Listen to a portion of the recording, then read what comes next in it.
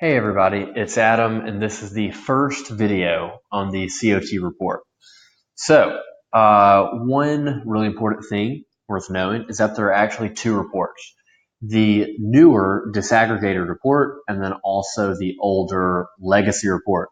So from 1986 to 2006, there was only one report, and this is what it looked like.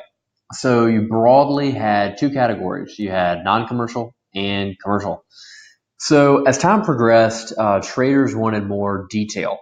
And so in 2006, the CFTC released the disaggregated report. And here's what it looks like for gold. So you can see we got a bunch more categories. So here's how they roughly break down. We've got producers and users, swap dealers, managed money, other reportables, and non-reportables. Here's what they mean. So producers and users are the actual, producers and users of a commodity. So for example, a producer would be a gold miner and a user could be, a coffee company needing to buy coffee futures. So here's what I mean by that. If you're let's say a corn farmer, so you're producing corn. If you know you're going to have corn production ready to sell in 6 months' time, what you can do is you can sell corn futures 6 months out. So you're doing that to hedge. So you're not at the whim of corn going up or down over the next 6 months. So you're reducing your risk.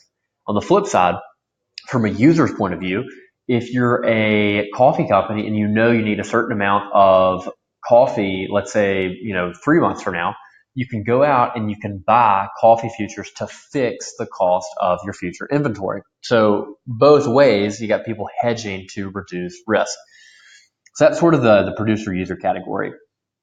Now, swap dealers can honestly initiate positions for a variety of different reasons. It's not so clear cut or transparent as the producer user category or the speculator categories. So for that reason, I really do not analyze how swap dealers are positioned. But the other main category, speculators, it does matter a lot. And in commodities, it's composed of managed money, other reportable, and non-reportable. So managed money is, larger traders who are managing money, either for themselves or on behalf of other people.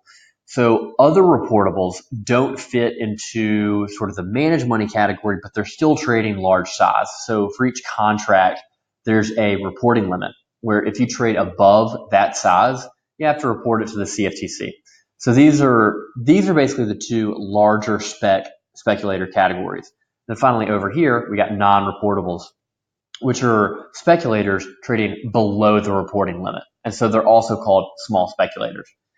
What's also interesting is that this disaggregated report looks different for commodities, like here, and for financial futures. So this is the disaggregated financial futures report. And it's very similar, but the category names are different. So the main hedger category in financial futures is called the dealer category. And so it's sort of tougher to think about because, when you talk about hedgers with commodities, it's tangible, a commodity producer or a commodity user. With financial futures, here's what a dealer's trying to do. Is let's say you're a bank and you sell a financial product to a client, and let's say it's got some price risk in it. Maybe it's exposed, long to the S&P or short the euro, US dollar. What you can do is you can use futures to sort of hedge that price risk in the product you sold your customer. And so it's similar to the producer and user category in that it's people hedging. It's not people, making an outright speculation on the price of something. So that's the dealer category. And the rest are just speculator categories. So you've got asset managers, leveraged funds, other reportables, and non-reportables. So asset managers are typically something like a mutual fund. Think of it as a slower speculator category. The leverage fund category are typically faster traders. So it's people trading leverage capital, like hedge funds or, commodity trading advisors. And the other two, other reportables, non-reportables, very similar to the other two categories over here. So what do these reports actually look like? Let me pull up this is a legacy report for this year, 2017, for commodities. So you can see how you've got those big aggregate categories like non-commercial long, non-commercial short. So this is sort of a legacy report. Now, an example of a disaggregated report for commodities is over here. So we've got, similar layout of the contracts, the dates, but you see the additional breakdown. You've got managed money shorts, managed money longs, the other reportables, producers, users. So this is sort of a way to visualize the big historical file for the different types of reports.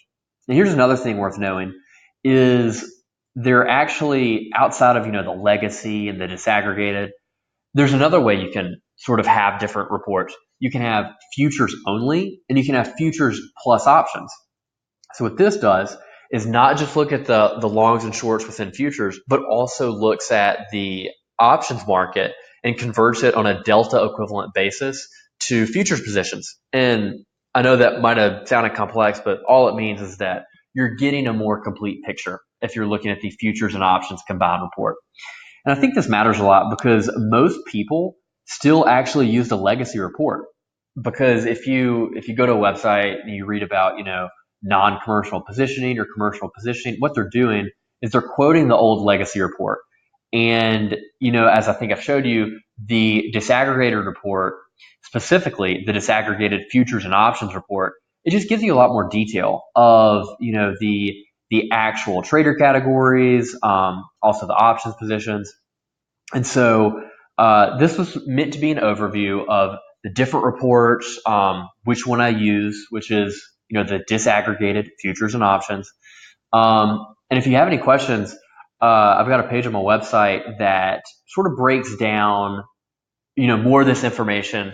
But here's what the rest of the videos are going to cover. I'm going to break down also how I interpret all this data. So you see, like right here, it's a big file, right? A lot of historical data. How do you transform this into something that's actually a usable indicator? Well, I will dive into that. And the third video will tell you how to incorporate CoT into a trading framework because you can't just look at it in isolation.